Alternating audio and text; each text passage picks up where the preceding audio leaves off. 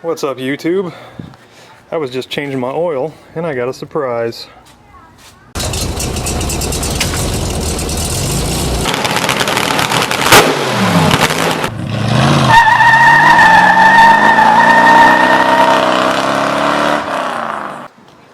Well, normally when I change the oil, I don't have to take all this stuff off. Engine cover, intake breather tube. But when I happened to peep my eyes down inside here, I noticed that there's some wetness down there at the bottom by the oil pan, and then over here on the side, right there, it's wet around that lower radiator tube.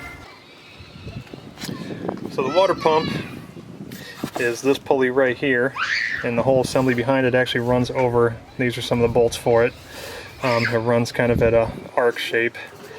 I need to get this changed out pretty quick, so I'm gonna bite the bullet and spend a little extra to get it today because I've got it in stock at AutoZone. I'm gonna go ahead and swap it out. Another tale, couldn't figure out why there was no puddle underneath. Well, they have this pan underneath the whole bottom, and when I took that off to change the oil, as you can see, there's a big wet spot on it, so that's catching all the coolant that's dripping off. Probably leaks more when it's running. Anyway, gotta go pick up the parts. Let's see, before I drain any fluid out of it, I'm going to go ahead and take the belt loose. There it is. So it's that hole right there. It's a 3/8 drive. I'm gonna put a breaker bar on there. It would be easier with a small extension just to kick you out a little bit because you're right up against the handle. But I cannot find my short extension, and I can't even find my 3/8 drive adapter for my 1/2-inch drive breaker bar, so I guess I'm gonna be busting my knuckles.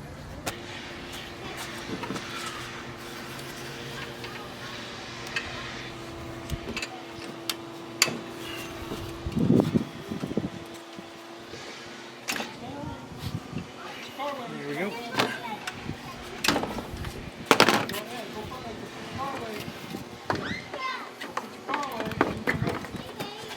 Alright, that's pretty much it. This thing looks pretty clean and clear. I don't have to move this, but I might, just because. Looks like there's 2 hoses going in the bottom. Alright, I hope the wind isn't too much. So comparing the two, as you can see, yes, it has 2 hoses going in and out. It does come with a pulley, that's great. It does have a couple bolts that are larger diameter. And it looks like, nope, there's a little tiny bolt there, so I don't know. Looks like it's going to be multiple different sizes of bolts. The gasket comes with it, metal gasket. This one does have the metal impeller. This was $121 from AutoZone. Rock Auto had them for about $52. If I had time to wait for it, I'd go ahead and save the $60-70, but I don't have time. I got to get this changed out, so I'm going to start taking out all the bolts and getting her pulled out. Of course, all these bolts are metric. So far, I got a 10mm for the little bolts, 13mm for the bigger bolts, and then because I don't have a 15 maybe, I am using a 5/8 socket for the big bolt right here. This idler pulley right underneath the water hose is not only a mounting bolt, I think, because the hole is smooth, but it's also a mount for the idler pulley, so you gotta take that off. So anyway, time to get started popping bolts. Alright, don't forget to put your catch pan underneath to catch all your fluid. I think I'm gonna start off with that pulley.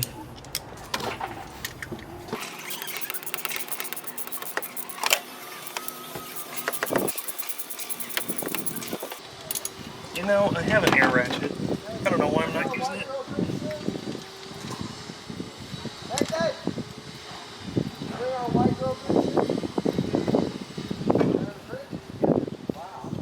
Sorry about my neighbors.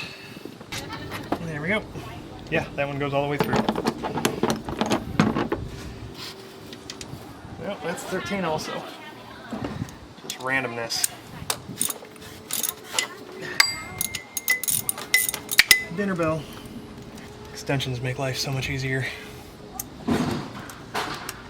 Alright, well, I'm going to continue to pull bolts. I'll let you know if anything's crazy. About to pop off the smaller hose, which is a regular hose clamp. I use a flathead screwdriver. The larger hose on the bottom is a spring clamp. So I'm going to use my angled pliers, and she's squirting water. There it goes. Ah, it's making that noise.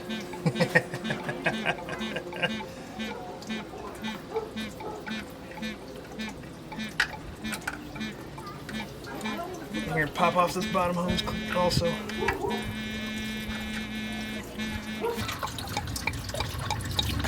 There we go. Big hose and small hose. Looks like a 10mm bolt behind the big hose, so gotta pull that one out of the way.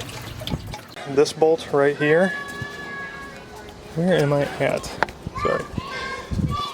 This bolt right here is about the only one that you can't physically see from up top, so you just gotta kind of feel for it, and I'll show you where it's at.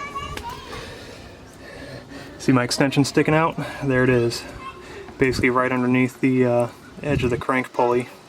So far, the majority of the bolts across the top are these longer ones, and I have one short one up here also. These two are next to the pulley towards the bottom. Okay. Pay attention to your thermostat housing right here. The water neck comes off, and there's a bunch of 10mm bolts that run along that, so don't get those confused with the bolts that you need to take out for the water pump. This one right here, I believe, is my last bolt.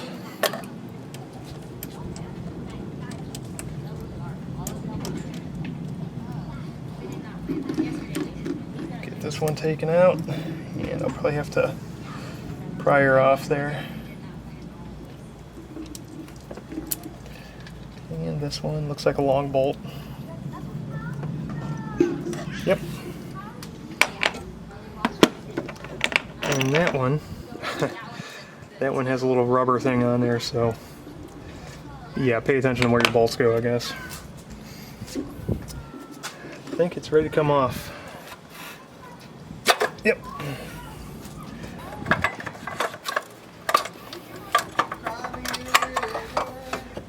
All right. There it is. It's all wet, so let me show you. So this is all wet up underneath the pulley here, so it was a weep seal leaking. So now I will inspect the mating surface there and make sure there's no leftover gasket. What I'm going to do is I'm going to put my gasket on here. It doesn't say to apply any kind of sealant anywhere, so I'm going to use this bolt right here to hang it from and get it started.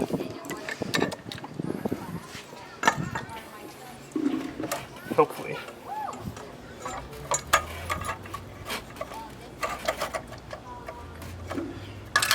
Yeah, get up there.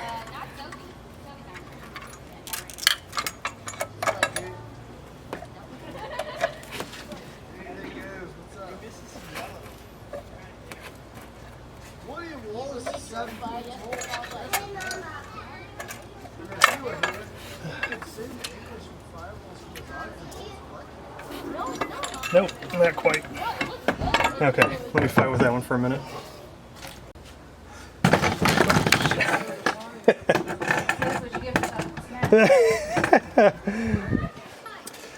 Alright, so I got all the bolts in. I ended up starting with the big one here on top, the 5/8 inch bolt.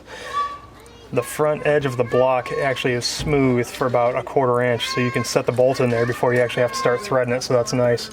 Helps for alignment. And then the rest of the bolts all went in pretty easy. I tightened them down, make sure that I was careful because this is an aluminum block and these are steel bolts and I didn't want to strip the holes out. So getting the idler pulley put back in right now. And then I will be hooking my hoses back up and making sure everything works, top off the fluid, and put the belt back on. Show you when I'm done. Okay, cool. Alright, get the belt put back on.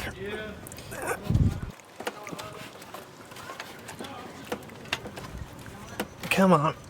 Yeah, get on there. Ow, there it is. Alright, a little bit of adjustment. Now I couldn't really remember which long bolts had sealant on them when I pulled them out. So I just put sealant on all the long bolts before I put them back in. And that should seal everything up. Good to go. Let me teach you something new. You're gonna have to teach me something. Okay, are you ready? Let's go. Let's do this. Okay, good. Before I top off the coolant, what I'm gonna do is I'm gonna take this plug out of the water neck right here. What this does is allows air to flow out, so the coolant can flow into the motor, and then bloop, air comes out of there, basically burps the engine. We're gonna have this good. So I can pour this in here. Watch, I won't spill a drop. Yep, that doesn't count. Neither does that. There she goes. Nice and steady.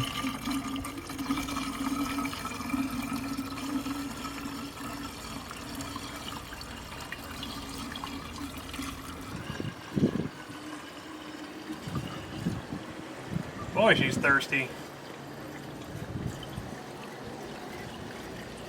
I have to mix up some more. Oh, there it is. Look at that. When she pees, that means she's full. Tighten the cap off.